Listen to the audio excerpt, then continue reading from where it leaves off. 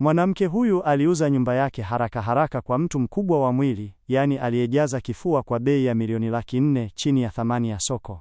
Kisha akafungasha mizigo yake yote, akamchukua binti yake mpendwa, akaondoka katika nyumba ile walioishi kwa miaka 5. Alifanya hivi ili kumlipia matendo ya mama mkwe wake na familia ya shemeji yake mwenye dharau kama chungu cheusi. Wakati huo huo, hawakujua kabisa cha moto kinachowangoja, bado wakibishana ni nani apate chumba cha master bedroom cha kulala, wakiwa hawajui kwamba maisha yao mazuri yalikuwa karibu kuisha. Tuanze mwanzo. Ilikuwa hivi: miaka 5 kabla, mwanamke huyu alitumia milioni kadhaa kununua nyumba hiyo ya ndoa.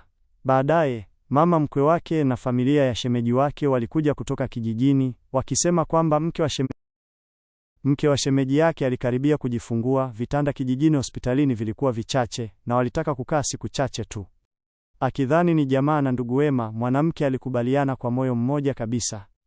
Lakini tangu siku ya kwanza walipoingia, vurugu na visa vilianza. Shemeji yake alitumia choo bila kufunga mlango, akaiacha chafu, yaani kama kijijini. Mwanamke alimlalamikia mumewe, lakini mumewe alimwambia avumilie, akisema wataondoka baada ya mtoto kuzaliwa. Uvumilivu ule uliendelea mpaka miaka 5. Mtoto kakua kabisa, basi hawakuacha tu, bali wakazidi kuwa wajinga zaidi na wajanja zaidi. Shemeji wa kike alivaa nguo za mwanamke, akazichafua, akamfanya amsafishie. Mtoto wa shemeji aliharibu midoli za nyumba za binti yake, mama mkwe akasema si kitu. Mumewe bado akawaunga mkono, akisema watoto kupigana ni kawaida. Mwanamke aliendelea kuvumilia, lakini uvumilivu wake uliwafanya wazidi kuwa na jeuri zaidi. Siku ya tukio, siku moja, baada ya kazi, alirudi nyumbani, akapanga kupika nyama ya ng'ombe na mchuzi kwa binti yake. Akafika tu shemeji wake akitupa vitu vya mwanae na vyake vyote nje ya chumba. Alikuwa ameingia chumba cha master bedroom bila ruhusa, anataka kujitawala kabisa na hata kudai kwamba yeye, mumewe na mtoto wao wahame chumba kidogo, na mumewe aliridhia. Mke akiwa karibu kupinga, akaona mtoto wa shemeji akikata mkoba wake wa toleo maalum. Alipojaribu kumsimamisha, shemeji alimwagia maji ya moto mkononi. Mkono wake ukachomeka, ukawa mwekundu papo hapo. Badala ya kuomba msamaha, shemeji alimlaumu yeye badala yake, na mama mkwe aliendelea kumtetea mjukuu wake. Mwanamke akawaka moto na kusema kwamba nyumba ile ni yake na hata ruhusu mtu kufanya hivyo.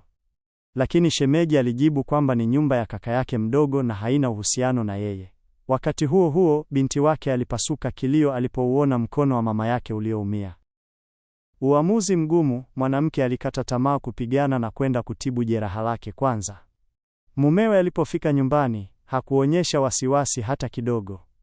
Badala yake, alimwambia asifanye kelele, atibu jeraha haraka haraka, kisha aende apike. Saa ile, moyo wake uligeuka kabisa baridi, akaamua kuuza nyumba. Akachukua hati ya mali na pahaa mbele ya familia yote, akasema atamchukua binti yake na kuondoka. Hawakumchukulia uzito hata kidogo, wakidhani atarudi hivi karibuni. Akaenda moja kwa moja kwa wakala wa mali na kuorodhesha nyumba kwa milioni 200,000 chini ya bei ya soko, akidai malipo kamili ndani ya wiki moja. Kwa sababu ya eneo lake zuri na bei ya chini, wakala aliahidi ingeuziwa ndani ya siku 3. Walidhani alihitaji pesa haraka, lakini yeye alisema tu kwamba alikuwa akifanya usafi wa takataka. Yaani kuna usafi anafanya. Wakati huo huo, familia ilikuwa bado inamngoja arudi kupika. Shemeji alikuwa na hakika kabisa kwamba hatadumu muda mrefu. Lakini mwanamke alikuwa tayari amerudi nyumbani kwa wazazi wake na binti wake na kuanza maisha mapya ya amani. Makubaliano na hatima yao. Siku iliyofuata, wakala alimpigia simu, akisema mnunuzi amepatikana, ingawa alitaka kupunguza bei kwa milioni 200,000 zaidi.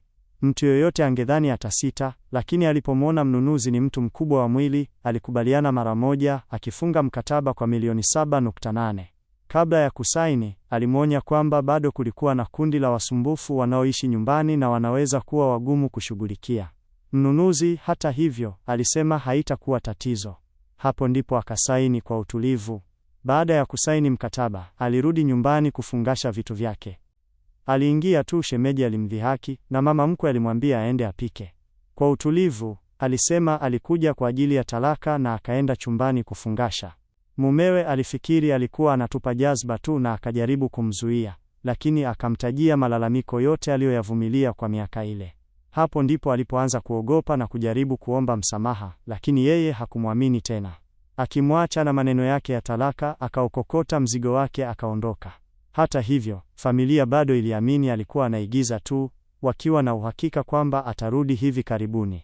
Shemeji wa kike hata alimdhihaki, akisema hakuna mtu atakayemtaka baada ya talaka.